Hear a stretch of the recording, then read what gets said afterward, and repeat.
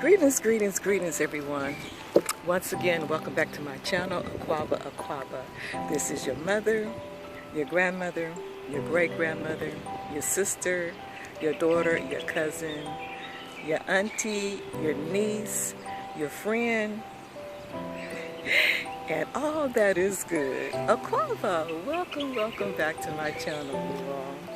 Today I want to talk about how to, or not how to, but how I am adjusting to being here in Ghana in reference to keeping myself safe and well. Especially this past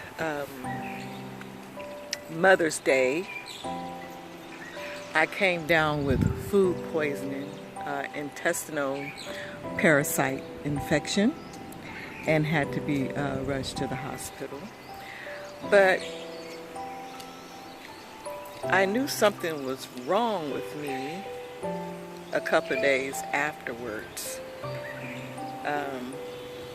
But before that, I had stopped over. It was after a Mother's Day event celebration that I had attended, and on my way back home, stopped over on the side of the road at night and had the driver to purchase me some kenkey.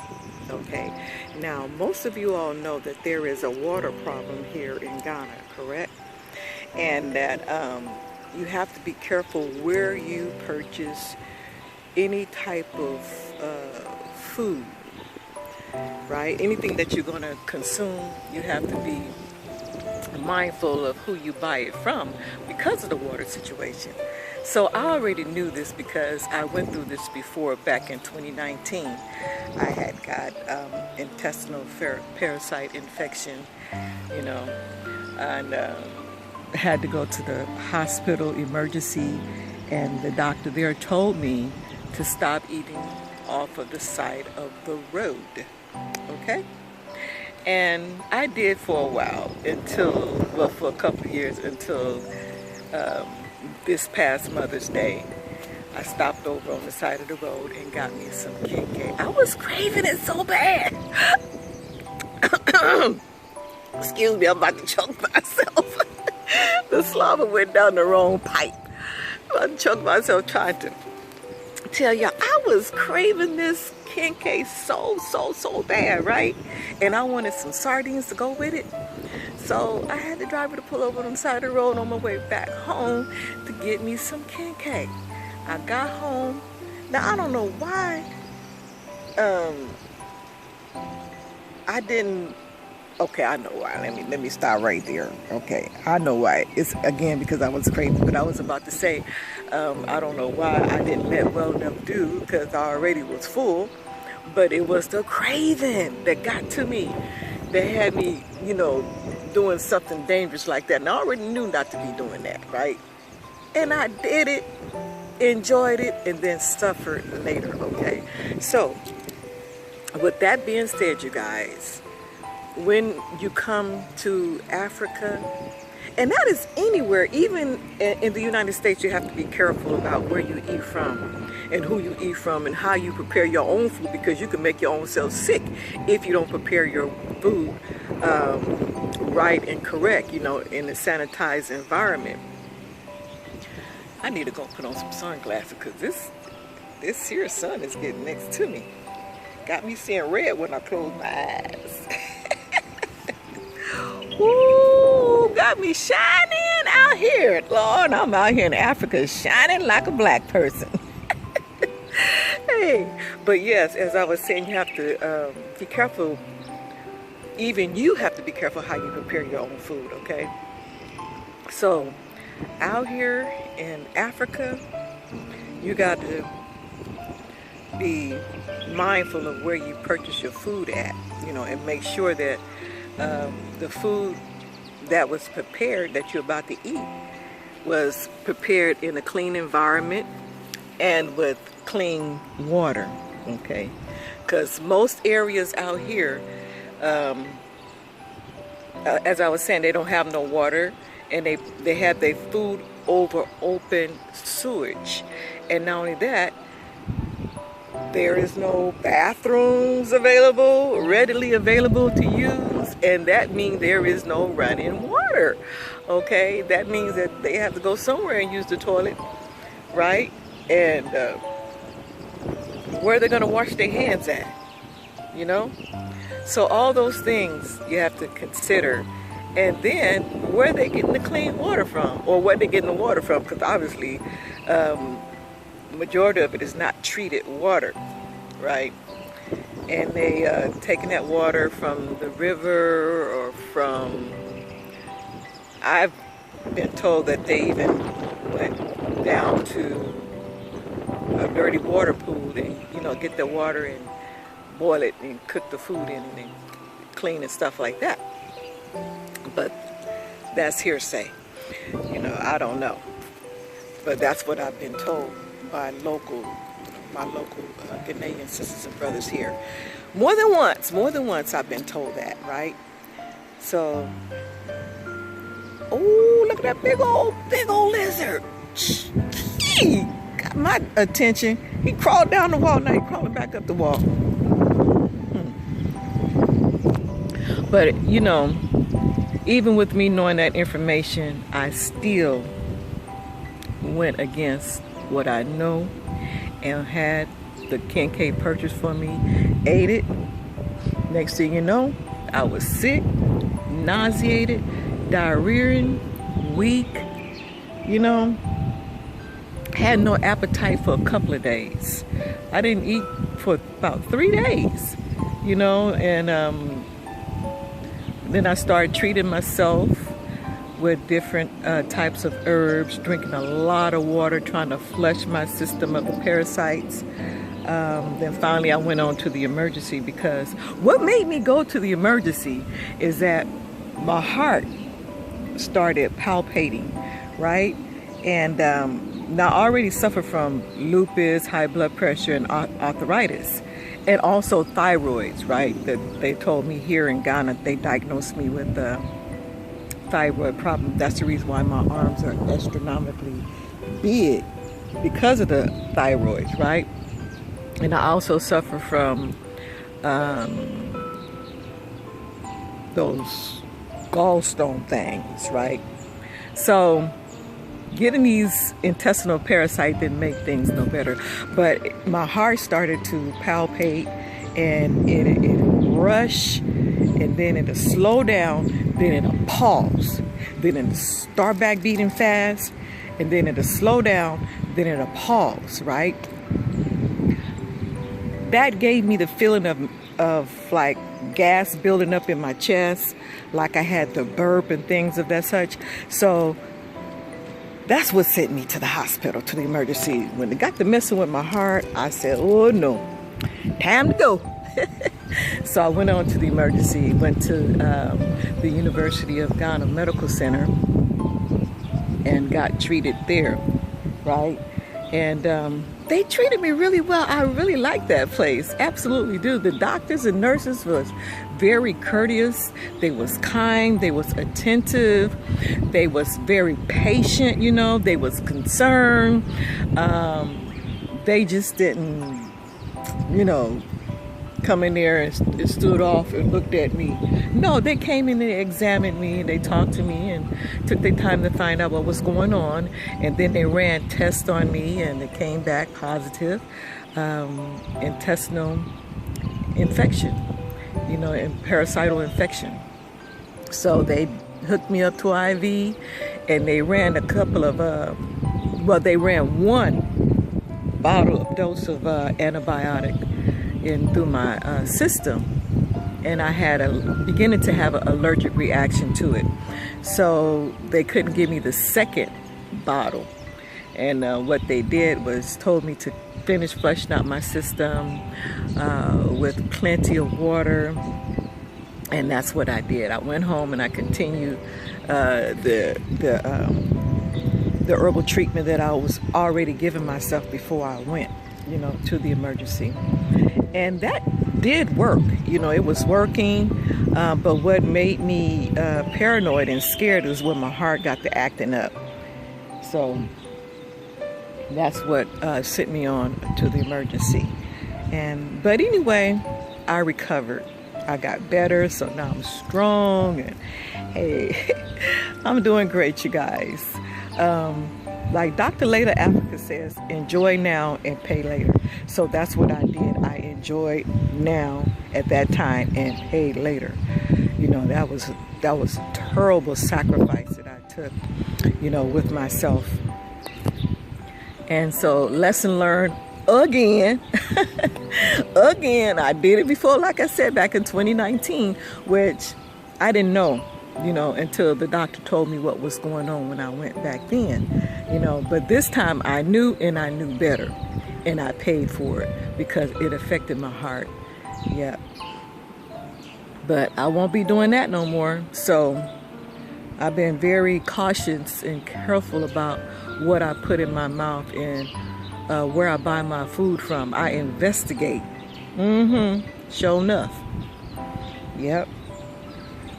So I just want to let you all know that, and to make you aware of those type of things so that you can be careful when you're buying food, when you're going out to fast food places, eating, you know, to be careful and ask questions. Don't be afraid to ask questions. You have a right to ask questions about the food that you're about to purchase, that you're going to put into your body, right? That's important. Because people have died from food poisoning in the States, you know. Many times my family members stopped over at Jack in the Box, McDonald's, Burger King, Wendy's, and came home sick as a dog. Straight up, throwing up, diarrhea, you know, food poisoning.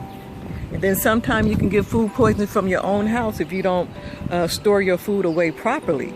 So we must be mindful of those things, you know. Just don't be all willy-nilly with it, you know, like I've been out here all willy-nilly with it. Want to stop over on the side of the road where they selling Kincaid over open sewage and there's no clean water and all that kind of stuff, and eating that stuff. Lord have mercy. I made myself suffer, you know. So don't y'all do that. Don't do that. Nah, that ain't nice. It don't feel good, not whatsoever. Yeah. So I'm learning how to take care of myself here in Ghana. And as most of you all already know, one of my main reasons of being here in Ghana is to heal myself from those illnesses that I had previously mentioned.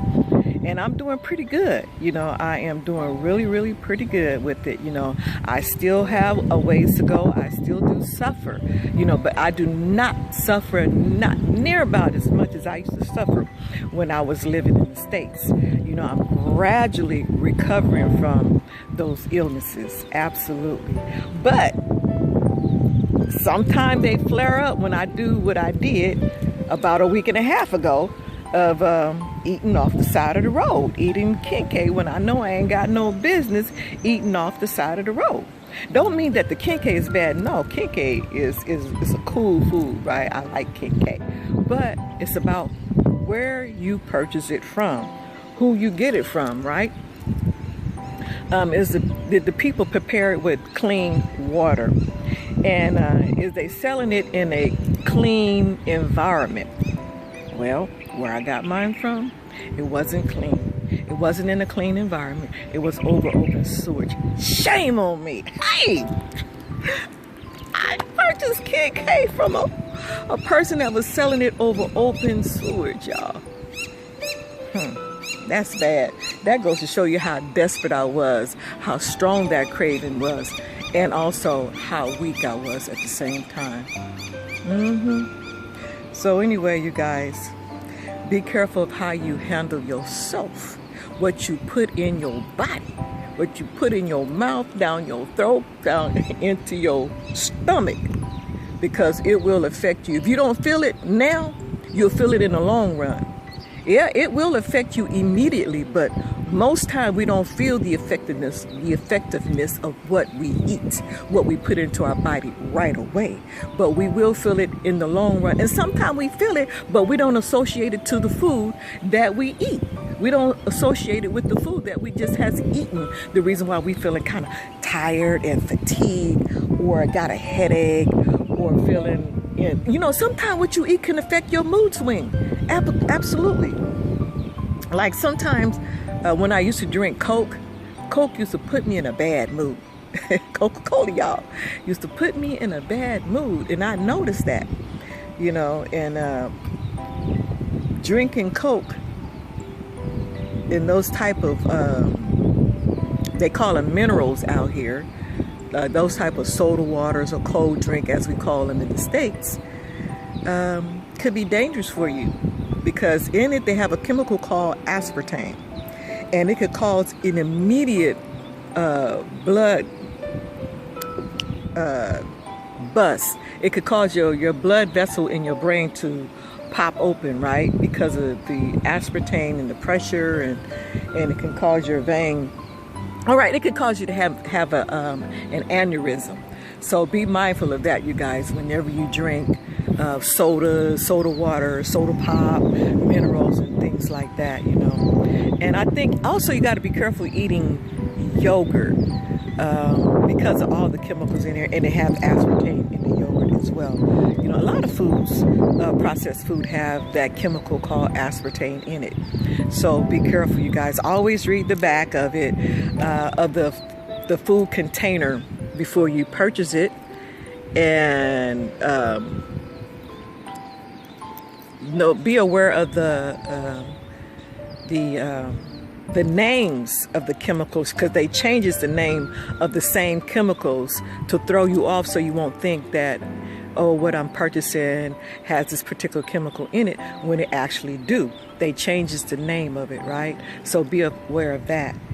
Yes, so you guys, I'm learning how to take care of myself, how to handle myself here in Ghana, West Africa. And it ain't been easy, y'all. It's been a challenge, but it's been a beautiful challenge. And I thank God Almighty and my ancestors for protecting me, leading me, and guiding me, taking care of me here in the motherland, you know, helping me to adjust to the extreme change of environment, you know, because it is very extreme, especially coming from the West, you guys, coming to a place like this. The environment is totally different from what we are used to. You know, it's totally different from what I have been raised, you know, in. Absolutely. So, yeah, it can be very challenging, but I am willing to face the challenges, and that is what I have been doing, facing the challenges of living out here in Ghana. But it's beautiful, you guys. I love it, and I don't want to leave the motherland. I don't want to leave Africa. I want to continue to live here in the land of my ancestors. Yes! I love it. Absolutely do. You know, as I said, I'm learning my lessons, you know, and I'm facing my challenges, and I'm going through my challenges, but it's okay. It's worth it all. Absolutely. It is worth it all, you guys, because of the peace that I have within myself, you know, because of the health changes that my body is changing. You know, my body is getting more healthier and healthier. The longer I am here, the healthier I get. Absolutely. Yes, absolutely, you guys. And I'm just excited about being here in Ghana, being here in Africa. You know, in the land of my ancestors, the land from which I originally originated from. Yes, walking on the soil that my ancestors was created out of, that they was drawn out of. Absolutely, this African soil, which is beautiful, you guys, and very nurturing and full of nutrients, and it nurture your body. It's full of healing, you know. Oh, let me show you guys. Can I flip this camera around? Show you all what Brother Andrew is growing over here. This is the little garden, the farmland garden here on the property. I don't know if you can see, it's kind of dark.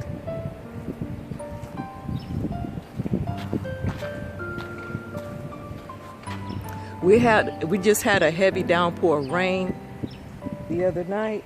Oh, he's growing okra, watermelon, corn. I don't know what else he's growing over here, but he's growing a variety of things. Yeah. Yes, ma'am, I'm here. I think we're about ready to leave now. We're about to pull out and go to the mall. I got to get some water supplies. I am here. No, ma'am, I'm out here vlogging. Oh, I got to get my purse and everything. I'm coming. And I got to put the chair back in the house real quick. Oh, Andrew, can you do me a favor? Can you bring the chair for me back inside for me, please, sir? Thank you. We're getting ready to roll out, y'all. Got to go grab my purse real quick. Real to the quick. But anyway, I just wanted y'all to be aware of that, you know, of how you handle yourself when you're traveling, you know. Yeah. But I'm going to end this vlog, and I'm going to talk to y'all later. Y'all take care. We about to go to the grocery store and get some health food, you know, and some water supply. Oh, look at your sister in your purple. Look at Sister Carol, you guys.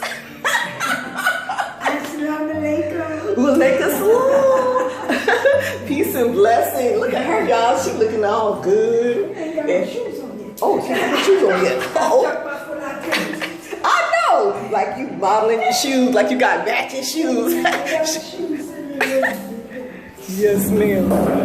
Okay, let me get my purse and everything and close up my room. Yeah. Okay, I'll talk to you guys later.